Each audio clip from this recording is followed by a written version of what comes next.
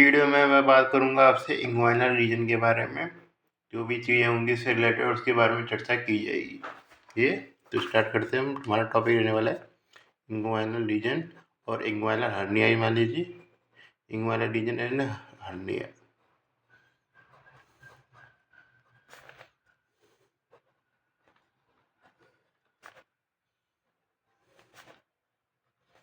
Topic का नाम रहेगा हमारा लेक्चर। जो स्टार्टिंग में जो टॉपिक बनता है उसके अलावा का इंग्वाइनल रीजन एंड हर्निया।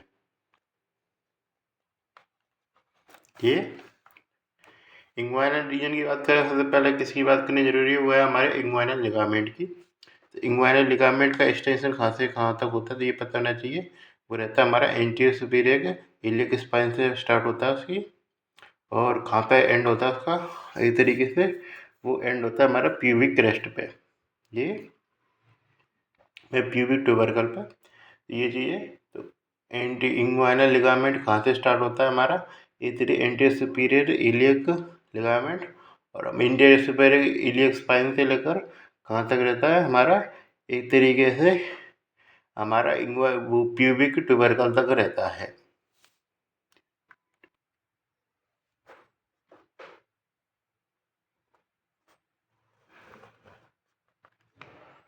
ये पीवी सिम्फाइसिस हो गई, ये हो गया हमारे पीवी ट्यूबरकल। तो ये हमारा एक तरीके से इंग्वाइनल लिगामेंट हो गया। बीच में कौन सी आती है हमारी, ये चीज़ ध्यान रखना, रेक्टस एब्डोमिनस मसल आती है ये।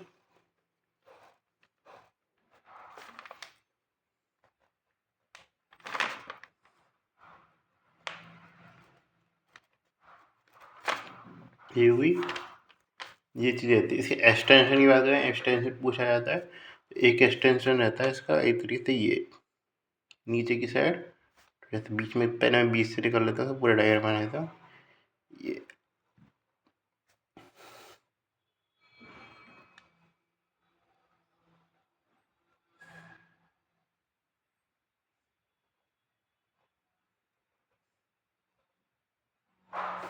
ये इस प्रकार हमारा इंग्वाइनल वाला सिस्टम काम करता है। इंग्वाइनल कैनाल की बात नहीं कर रहा हूँ, इंग्वाइनल लिगामेंट की बात कर रहा हूँ।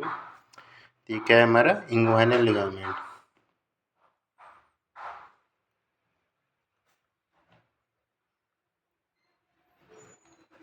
ये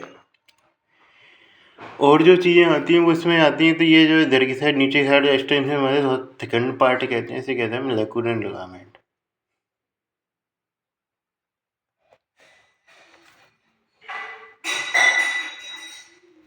जो कि एक तरीके से फीमोरल कैनाल जो होती है उससे लगभग सटा हुआ रहता है।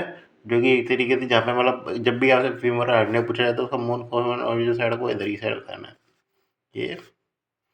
और ये क्या हमारा एक तरीके से reflected part of inguinal hernia, inguinal hernia का इंग्वाइनल लिगामेंट।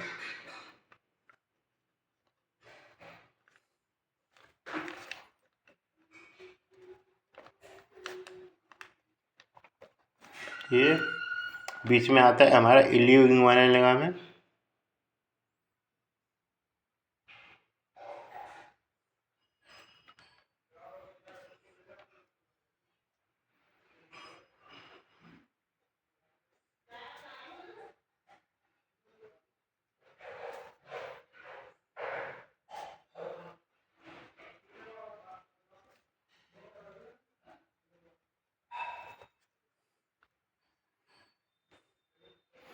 ये क्या रहता है हमारा एक्सटेंशन में, पेक्टिनियल लिगामेंट, पेक्टिनियल लिगामेंट।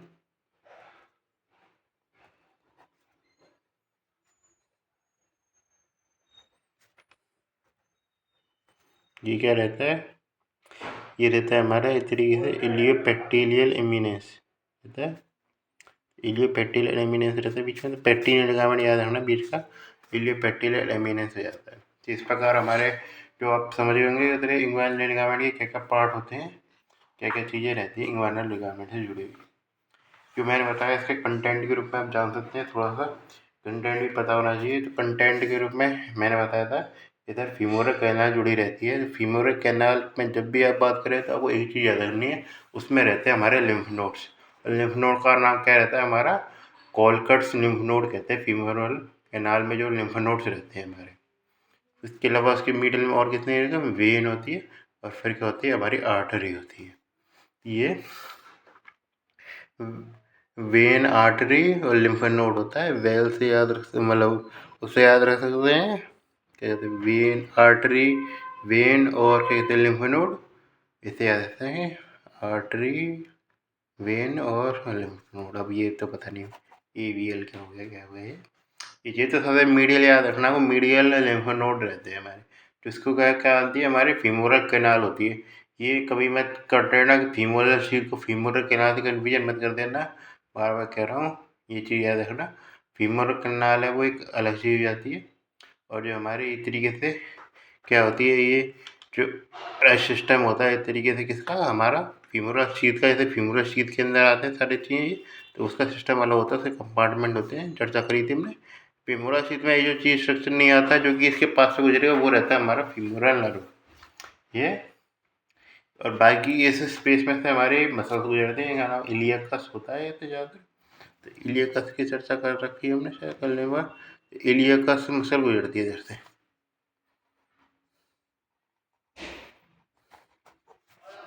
ये तो इस प्रकार हमारे कंटेंट होते हैं किसके, हमारे इस तरीके से फीमोरल, जो इस तरीके से जो इक्वाइनल लिगामेंट के कंटेंट होते हैं, क्योंकि इधर नीचे से पेक्टिनियल लिगामेंट और इक्वाइनल लिगामेंट के बीच में जो स्पेस होती है उससे कंटेंट हुआ है। जब उसकी बात करेंगे सुपरफिशियल इसी तरीके से, तो दूसरा वाला की बात करेंगे तब हम उसकी बात अलग करेंगे। इसमें मैं बता दूँ क्या होता है हमारा आगे की साइड का कंटेंट होता है फीमोरल कैनाल, पता होना चाहिए मेन तो फीमोरल कैनाल। फीमोरल शीथ की चर्चा शायद मैंने उसमें कर दी थी, तो इसलिए बाद में उसके बारे में बार बार चर्चा नहीं कर रहे। फीमोरल कैनाल में लिम्फ नोड रहते हैं। लिम्फ नोड को क्या कहते हैं, कॉलकोट्स लिम्फ नोड कहते हैं। Quotes lymph node, quotes lymph node होते हैं। इसमें क्या होता है, इस तरीके से कंपार्टमेंट में बाहर से स्ट्रक्चर आके प्रवेश कर सकती है आसानी से। ऐसा तो है नहीं प्रवेश नहीं करेंगे, तो प्रवेश करेंगे तो क्या डेवलप होगा, हमारा डेवलप होता है इस तरीके से फीमोरल हर्निया। तो फीमोरल हर्निया के बारे में बातचीत कर लेते हैं थोड़ी सी।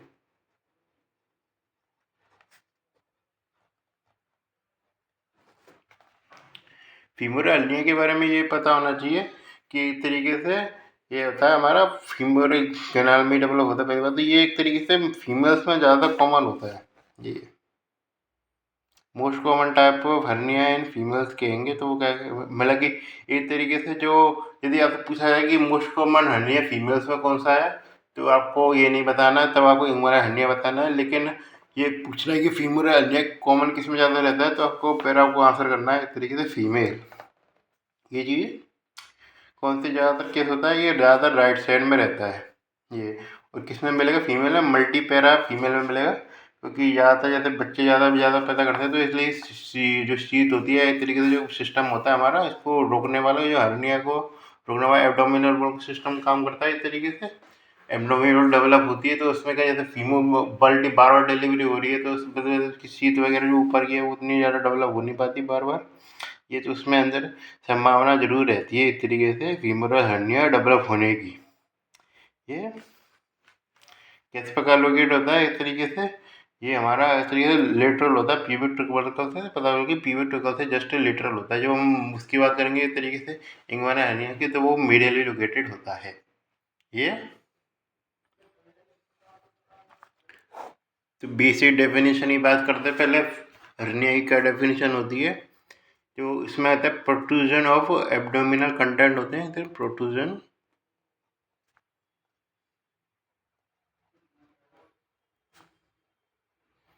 किसका, एब्डोमिनल कंटेंट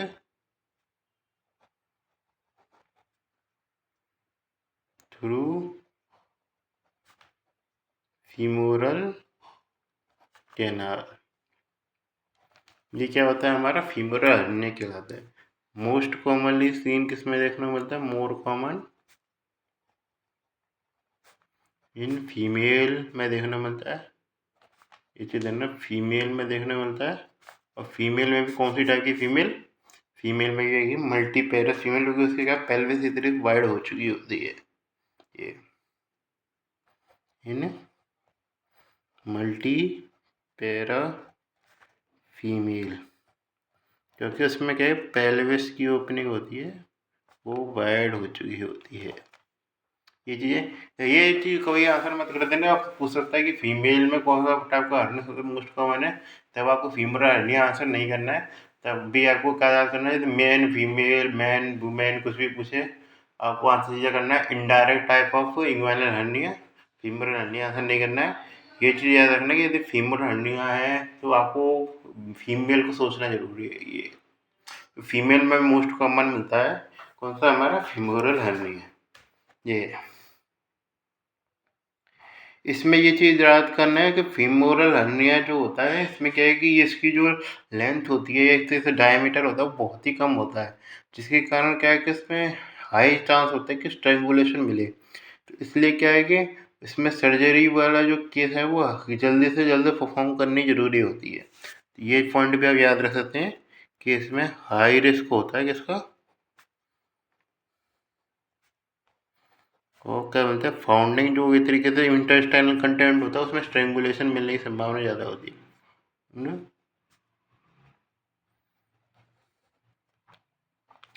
क्योंकि इसका क्या है, डायमीटर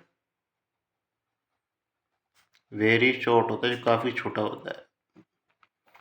ये क्योंकि जैसे मान लीजिए डायमीटर थोड़ा सा बड़ा है किसी कैनाल का, तो कहाँ से इससे डोमिनल कंडम पास हो पा रहा है, कुछ बिछ नहीं रहा, तब तो कोई ऐसी कुछ खास समस्या नहीं है, हल्की समस्या तब भी है कि ऐसे को बाहर आना चाहिए थे ना।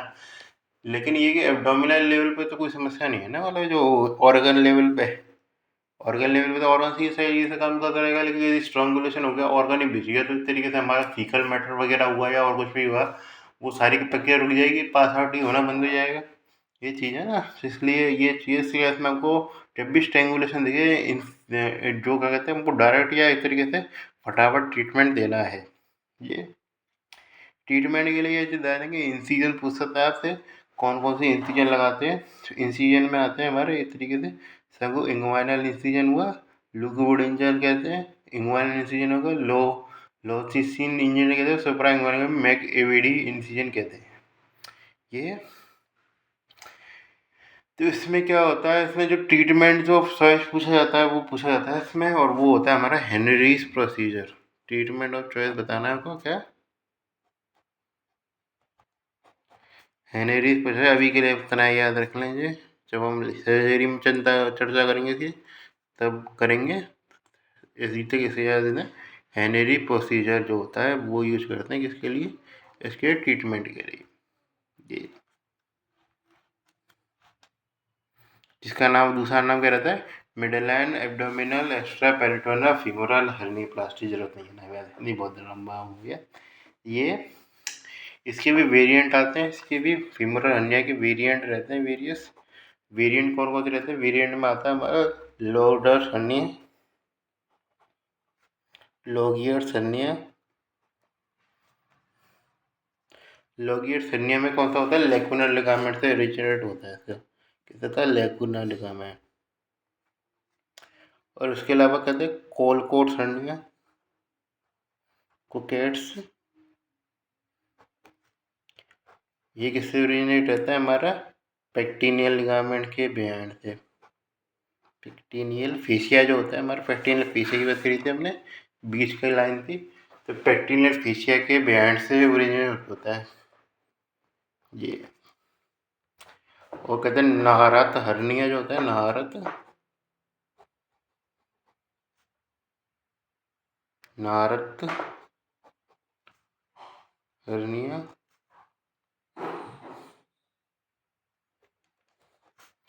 वो किससे ओरिजिनेट होता है, वो रहता है हमारा इस तरीके से कॉन्जेनाइटल डिसलोकेशन ऑफ हिप में देखने को मिलता है। और उसमें क्या होता है, बिहाइंड किस मतलब फीमोरल वेसल जो हमने बताई थी, चर्चा करी थी, फीमोरल आर्टरी फीमोरल वेन, मतलब फीमोरल आर्टरी फीमोरल वेन, उसके बिहाइंड होता है बिहाइंड फीमोरल वेसल्स। और इसमें क्या होता है हमारा,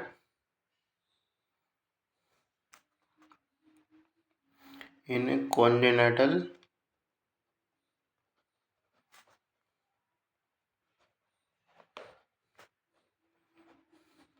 डिसलोकेशन ऑफ हिप में देखने को मिलता है नाहरत हर्निया। ये चीज़ इस प्रकार हमारा फीमरल हर्निया हुआ, वो ख़त्म हुआ। फिर हम बात कर रहे हैं इंग्वाइनल कैनाल की, और सबसे मोस्ट इम्पोर्टेंट टॉपिक है हमारा क्या, इंग्वाइनल हर्निया। ये इतना इम्पोर्टेंट टॉपिक है, जैसे फीमरल हर्निया तो आपके बारे में पूछे नहीं पूछे, ज़्यादातर ऐसे फाइनल ईयर में पूछेगा सर्जरी से रिलेटेड। ये इतना इम्पोर्टेंट टॉपिक है कि आपसे एनाटॉमी में भी पूछ सकता है। ठीक है, तो इसमें भी काफ़ी सारा अंतर पूछ सकता है, इनडायरेक्ट इंग्वाइनल हर्निया और डायरेक्ट इंग्वाइनल हर्निया में क्या क्या अंतर रहता है। ये मोस्ट कॉमन तो समझ गए होंगे, इनडायरेक्ट इंग्वाइनल हर्निया बार बार चर्चा कर रहा हूँ उसकी। तो ये है, तो पहले आपको पता होना चाहिए इसका लैंडमार्क कहाँ रहता है। तो मैं इसी डायग्राम पे चर्चा कर रहा हूँ। इसमें जो पीवी ट्यूबरकल के ऊपर की साइड ये रिंग रहती है, इसको बनाऊंगा तो ये रहती है हमारी सुपरफिशियल इंग्वाइनल रिंग, और इसकी जो यहाँ पे रहती है लगभग एक तरीके से 1.2 सेंटीमीटर अबव रहती है, वो रहती है हमारी डीप इंग्वाइनल रिंग। ये होती है हमारी इंग्वाइनल कैनाल। ये है, तो इंग्वाइनल कैनाल क्या होती है हमारी, एक तरीके से इसके ड्यू सुपरफिशियल होती है हमारी, सुपीरियर साइड में होती है इंग्वाइनल लिगामेंट के, जो कि किसके कारण बनते हैं, डिस्टेंड ऑफ टेस्टिज और डिस्टेंड ऑफ क्या कहते हैं, यदि फीमेल है तो ओवरी के कारण बनती है। कंटेंट के नाम पे यदि एक तरीके से ये मेल है तो कंटेंट का नाम पे रहेगा, एक तरीके से जो जुड़ा क्या रहता है टेस्टिस से, डिस्ट्री वो जाता है स्पर्मेटिक कोड जुड़ी रहती है। स्पर्मेटिक कोड इलियो हाइपोगोसल नर्व याद रखना, स्पर्मेटिक कोड याद है, इलियो हाइपोगोसल नर्व याद नहीं रहती, दोनों याद रहना। और उसमें क्या रहती है हमारा राउंड लिगामेंट रहता है मेन। तो ये एक तरीके से हमारा इंग्वाइनल कैनाल हो गया। ये इसमें क्या होता है, descent of ovary descent of testis के कारण बनती है। ये कहाँ से स्टार्ट होती है, हमारी डीप इंग्वाइनल रिंग से स्टार्ट होती है, जो ऊपर मैंने बनाया क्या है डीप इंग्वाइनल रिंग, और नीचे कहाँ तक जाती है हमारे एक तरीके से सुपरफिशियल इंग्वाइनल रिंग तो जाती है। तो मैं बता दूँ चाहे इधर से हमने स्टार्ट किया था कंटेंट बनाना, ये तो हमारे क्या ये इसके ऊपर रहता है, इसे प्यूबिक ट्यूबरकल के ऊपर रहता है जस्ट। ये क्या है हमारा डीप इंग्वाइनल रिंग है,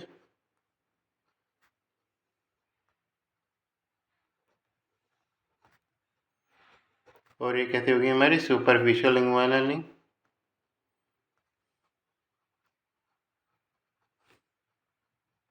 ये तो सुपरफिशियल इंग्वाइनल रिंग और डीप इंग्वाइनल रिंग है, उसके बीच में रहता है हमारा एक तरीके से पार्ट होता है किसका, ये इंग्वाइनल कैनाल। ये अब इसकी बात करते हैं तेरे से कंटेंट के नाम पे क्या रहता है कंटेंट का। तो उसमें मैंने बात की स्पर्मेटिक और राउंड लिगामेंट ऑफ यूट्रस की बात करी थी। जो पूछता है आपसे वो पूछता है एक तरीके से क्या है कि इसका स्पर्मेटिक कोड की लेयर क्या क्या होती है, ये भी क्वेश्चन आपसे पूछ सकता है। तो कंटेंट में बताता हूँ मैं, यदि मेल की बात करें मेल के लिए पूछता है मेन, तो ज़्यादातर फीमेल के लिए उतना ज़्यादा कुछ खास इंपॉर्टेंस रहती ही नहीं है इसकी। मेल में पूछता है वो स्पर्मेटिक कोड पता होनी चाहिए, और ये क्या आती है हमारी एलियो इंग्वाइनल नर्व है, ये इलियो हाइपोगोसल नहीं, इलियो इंग्वाइनल नर्व है। ये थोड़ा सा याद रखने वाली चीज़ है, इलियो इंग्वाइनल आएगी, इलियो हाइपोगोसल आएगी। स्पर्मेटिक कोड को बताता हूँ।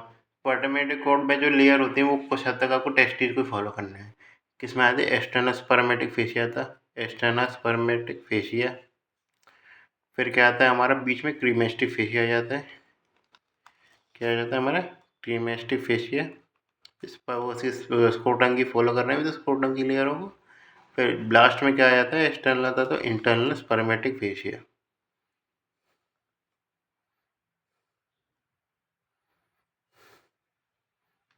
तो फेशियल कवरिंग होती है, मैं बता चुका हूँ। एक्सटर्नल स्पर्मेटिक फेशिया कैसे एक्सटर्नल ऑब्लिक मसल के कारण बनता है, और उसके अलावा इंटरनल स्पर्मेटिक फेशिया जो होता है तो बनता है हमारा फेशियल ट्रांसफर सेल इसके, मतलब जो एक तरीके से जो हमारे सुपरफिशियल एक्सटर्नल स्पर्मेटिक फेशिया मतलब एक्सटर्नल ऑब्लिक के कारण क्रीमेस्टिक बनता है हमारा एक तरीके से किसके कारण, हमारा इंटरनल ऑब्लिक के कारण। और मैंने बताया था सर कि इंटरनल स्पर्मेटिक फेशिया किसके कारण, फेशियल ट्रांसफर सेल्स के कारण बनता है। ये नॉर्मल जो लेयर होती है हमारी इस तरीके से एंटीरियर एब्डोमिनल वॉल, जैसे मैंने इधर पढ़ाई नहीं है तो बता दो, तो उसमें 3-4 मसल होती हैं और एक साइड से हमारा फेशिया रहता है।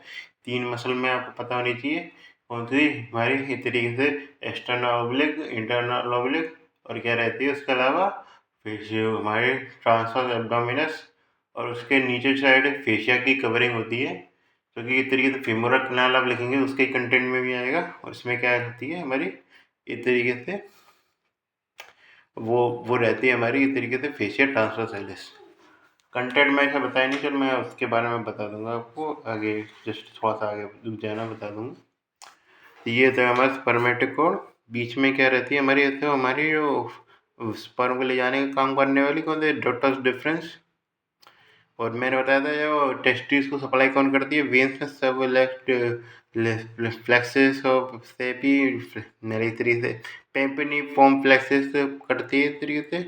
वो वीनस ड्रेनेज किसका, हमारे टेस्टिस का, जो कि इस तरीके डक्टर डिफरेंस के आसपास भी होता है। उसके अलावा टेस्टिकुलर आर्टरी जो होती है उसके आसपास भी रहता है। ये आपको समझ चुके हैं। और क्या रहता था हमारा इस तरीके से प्रोसेस चैनल इसका रिमेनेंट था। हमने सारे कंटेंट वो चाहिए जो हम पढ़ चुके हैं, इसलिए इसमें दिक्कत होनी नहीं चाहिए आपको ट्राई करने के लिए। तो अभी डक्टर डिफरेंस आया तो डक्टर डिफरेंस से रिलेटेड भी तो आर्टरी होगी ना, डक्टर डिफरेंस से रिलेटेड आर्टरी होगी ये। और इसके अलावा क्या कि हमारा जो एक तरीके से क्रीमेस्टिक रिफ्रेंस को कंट्रोल करने वाली है, उसके बारे में चर्चा करूँगा आगे। क्रीमेस्टिक रिफ्रेंस को कंट्रोल करने के लिए हमारी एक तो जेनेटल फीमोरल नर्व होती है, उसकी कौन सी ब्रांच जाएगी, इसमें जेनेटल ब्रांच जाएगी ये। इसलिए मैं बात कर रहा हूँ क्या, ये तो जेनाइटल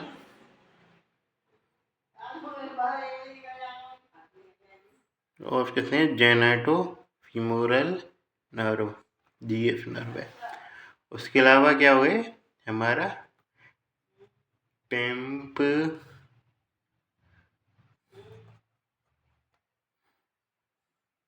पीनीफॉर्म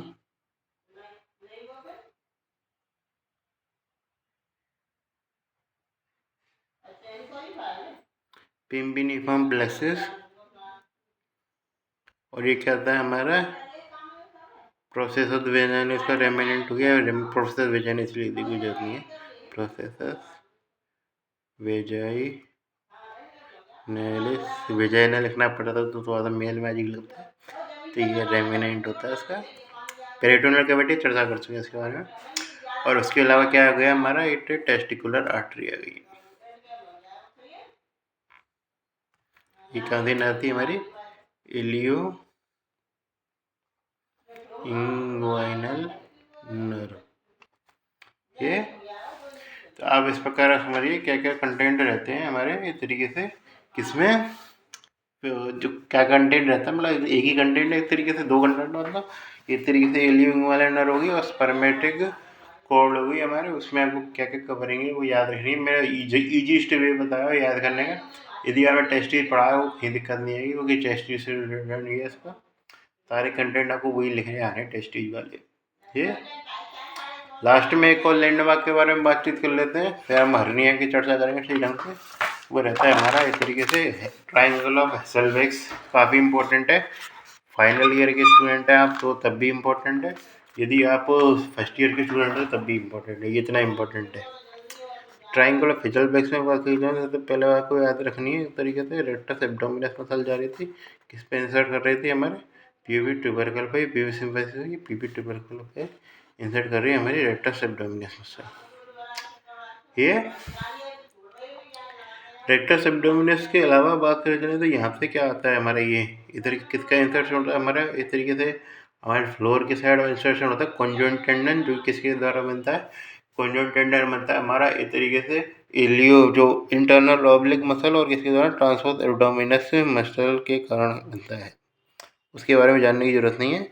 मेन जो मैंने बात करी थी कि इस तरीके से ये एंटी सुपीरियर इलियक स्पाइन हुआ, यहाँ पे मैंने बता दिया था कंटेंट होता है मीडियल साइड से क्या होता है लिम्फ नोड, लिम्फ नोड के बाद क्या स्टार्ट हो जाती है हमारी वेन, और लास्ट में आती है आर्टरी। तो आर्टरी में जब मैं चर्चा करी थी फीमोरल, जब मैं एक तरीके से बात कर रहा था फीमोरल आर्टरी की चर्चा करी थी, तब मैंने बताया था कि ऊपर की साइड भी एक ब्रांच देती है जिसका हमारा नाम था इन्फीरियर एपिगैस्ट्रिक आर्टरी, जिसके बारे में मैंने बातचीत उस समय कही थी कि हम इसके बारे में जब एंटीरियर एब्डोमिनल वॉल की चर्चा करेंगे तब करेंगे। ये एंटीरियर एब्डोमिनल की चर्चा तो मैं अभी तक नहीं करी, लेकिन इन्फीरियर एपिगैस्ट्रिक आर्टरी की चर्चा कर देता हूँ। तो इन्फीरियर गैस्ट्रिक आर्टरी जो होता है वो नीचे से ऊपर चलती है एपिगैस्ट्रिक रीजन के लिए, ये चीज़ है तो इसका पता होना चाहिए। इन्फीरियर एपिगैस्ट्रिक आर्टरी का पाथवे पता होना चाहिए वो किस प्रकार हम कर रहा है। तो इंफीरियर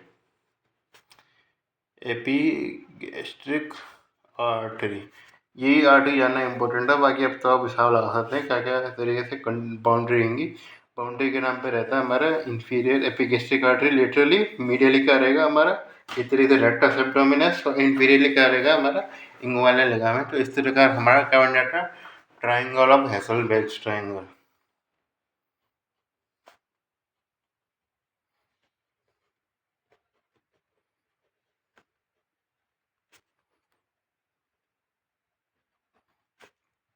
ये इसकी क्या खास बात होती है हेसलबर्ग ट्राइंगल की, क्यों पढ़ते हैं?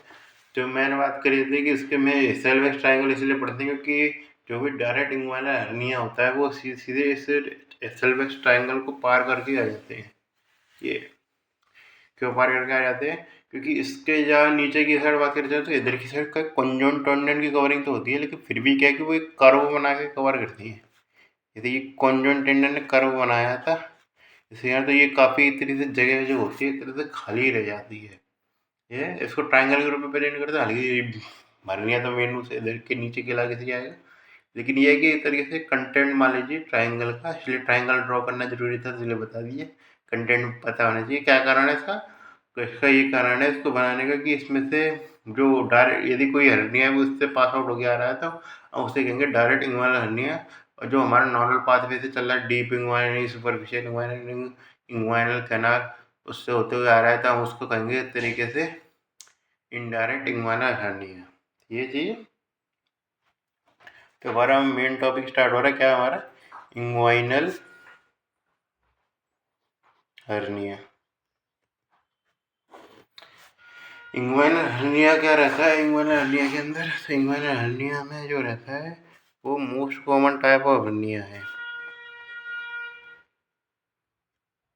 इंग्वाइनल टाइप ऑफ हर्निया, इसमें ध्यान रखना इनडायरेक्ट, इनडायरेक्ट बोलेंगे ज़्यादा सही शब्द रहेगा, इनडायरेक्ट याद रखना है। ये डीप रिंग और सुपरफिशियल रिंग में भी मैं तो उसमें बताया नहीं था, मैं बता देता हूँ यार थोड़ा सा इंपॉर्टेंट पॉइंट है तो डिस्कस कर लेते हैं। डीप रिंग जो होती है वो किसके कारण बनती है?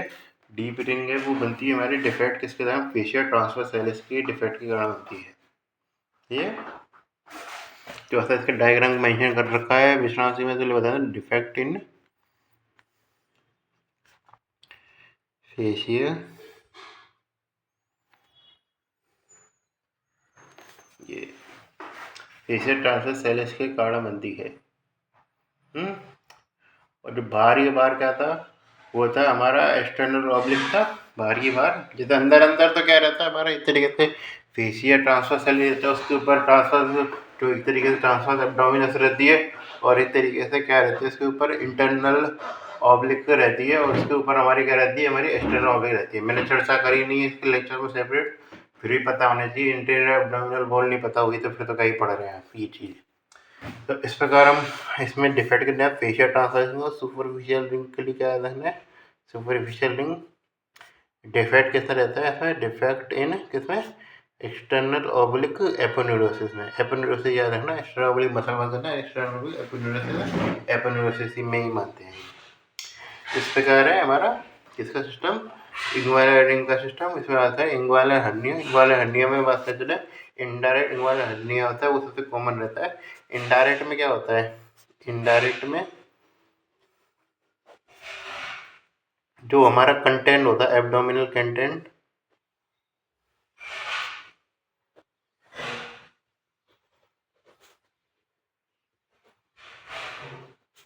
वो एंटर करता है, एंटर थ्रू किसके द्वारा? Enter through deep inguinal ring.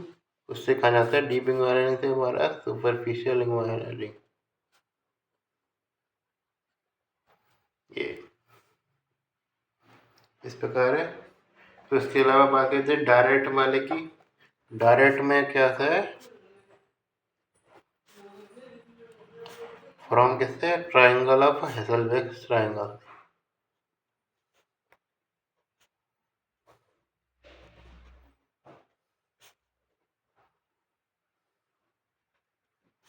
हेसलवेट triangle से पास आउट होता है कौन सा हमारा, इस तरीके से डायरेक्ट इंग्वाइनल हर्निया।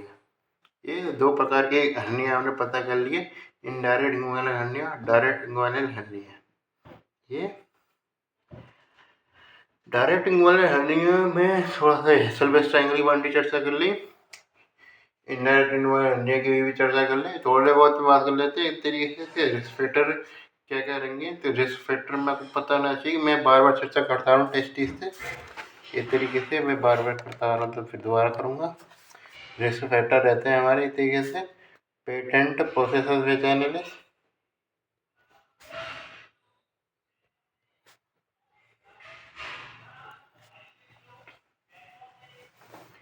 ये बताइए कॉन्जेनाइटल इंग्वाइनल हर्निया के बारे में पूछा जाए, जब भी आपसे चर्चा करी जाए तो उसमें आपको ये है पेटेंट प्रोसेसर वेचाइनलिस के बारे में बताना, जिसमें किस प्रकार का हर्निया डेवलप होगा। तो उसमें सिंपल है, इसमें इंडायरेक्ट इंग्वाइनल हर्निया होगा, नॉर्मल डेवलपमेंट से जुड़ा हुआ है। ये होता है हमारा, और जो एक्वायर्ड की बात करते हैं ना, तो एक्वायर्ड केस में जो होता है हमारा इंक्रीज एब्डोमिनल प्रेशर के कारण डेवलप होता है। और इंक्रीज एब्डोमिनल प्रेशर कब डेवलप होगा, जब इस तरीके से कॉन्स्टिपेशन हो रखा हो, बहुत ज़्यादा जोर लगा रहा हो, या इस तरीके से क्या होगा हमारे ऐसे यूरिनेट करने में भी काफ़ी बार जोर लगा देते हैं, तो इसलिए बिनाल पोस्टेड हाइपरट्रॉफी है और कुछ फैक्टर है, ऐसे यूरेथ्रम स्टिंगर बन रखा है, या फिर इस तरीके से क्या कहते हैं वेट लिफ्टिंग कर रहे हो, उसमें भी आपको एब्डोमिनल प्रेशर जो होता है वो काफ़ी ज़्यादा बढ़ता है। जैसे मैं रिस्क बात कर लेता हूँ, ये है पर्सिस्टेंट प्रोसेसर वेजाइनल, ये सबसे मेन इंपॉर्टेंट फैक्टर है। उसके अलावा थोड़ा सा याद करने हैं आपको, इस तरह से कनेक्टिव टिश्यू डिसऑर्डर हो गए, CTD, तो ये है कनेक्टिव टिश्यू डिसऑर्डर हो गए। उसके अलावा क्या कहते हैं हमारा स्टीरॉयड हो गए, कोलेजन डिफेक्ट हो गया, ये चीज़ मेरे साथ याद जानने के लिए मेन चीज़ याद रखनी है कि जो क्या कहते हैं ये तो कॉन्जेनाइटल को से कॉन्जेनाइटल, एक्वायर्ड में क्या हो गया, जो वो विच फैक्टर विच इस किसमें कहते हैं इंक्रीज इंट्रा एब्डोमिनल प्रेशर, जिसमें क्या कहते हैं हमारा मेन आपको याद रखना वेट लिफ्टिंग, ये सबसे याद है जरूरी इंपॉर्टेंट पॉइंट है, सबसे याद रखना हेवी वेट लिफ्टिंग।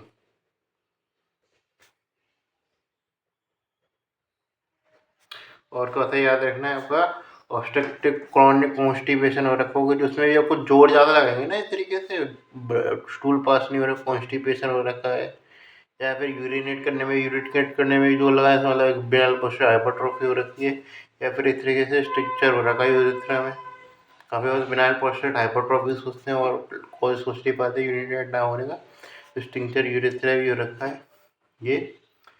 उसके अलावा क्या कि एसाइटिस हो रखा है, उसमें भी फिर एक तरीके से पानी प्रेशर लगाया इस तरीके से हमारा किस पे एब्डोमिनल कंटेंट पे, तो एसाइटिस हो रखा है। हालांकि एसाइटिस हमारे हाथ में नहीं है, एसाइटिस से होगा तो होगा। बाकी प्रेगनेंसी काफ़ी इंपॉर्टेंट फैक्टर रहेगा, तो प्रेगनेंसी में भी हमारे ऊपर जो एब्डोमिनल कंटेंट है उसके ऊपर प्रेशर बढ़ेगा, क्योंकि एब्डोमिनल कंटेंट है वो उसको बाहर जाने के लिए जगह तभी ढूंढेंगे ना, जब उनको इस तरीके से क्या मिलेगा, इस तरीके से उनको जरूरत पड़ेगी, वरना कोई ऐसे फुल फोकट में तो जाना चाहेगा नहीं। ये चीज़ है, तो इसमें वो प्रेशर बढ़ता है, जिसके कारण क्या होता है वो हमारा ज़्यादा निकलता है। एक थोड़ा सा ये ज़्यादा है क्रॉनिक कफ याद रखना जो है, कफ एक तरीके से इंपॉर्टेंट पॉइंट है, क्लिनिकल फीचर ज़्यादा है, क्लिनिकल फीचर जो मिलते हैं इस तरीके से ये पता होना चाहिए सबसे ज़्यादा। मोस्ट प्रोमिनेंट क्लिनिकल फीचर जो मिलते हैं उसमें आते हैं हमारा इंग्वाइनल सेक्टोरल रीजन होता है, उसमें क्या स्वेलिंग मिलती है,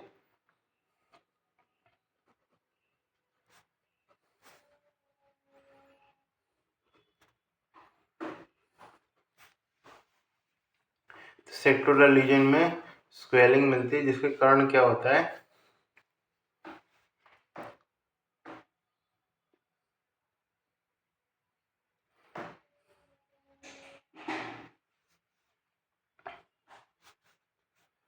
हाँ, जैसे में जब मैं कुछ और सोचिए स्वेलिंग रीजन सेक्टोरल डेवलप हो जाती है, जो कि क्या है इंक्रीज विथ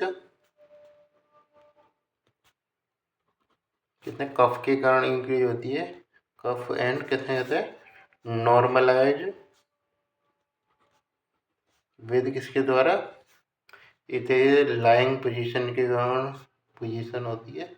और उसके अलावा क्या कहते हैं उसे ग्रेजुअली नहीं होता कि इस तरीके से एक संग पूरा है हमारी स्वेलिंग बढ़ जाएगी, वो ग्रेजुअल प्रोग्रेसिवली इंक्रीज होता है स्वेज का, प्रोग्रेसिव इंक्रीज इन कैसा साइज ऑफ स्वेलिंग।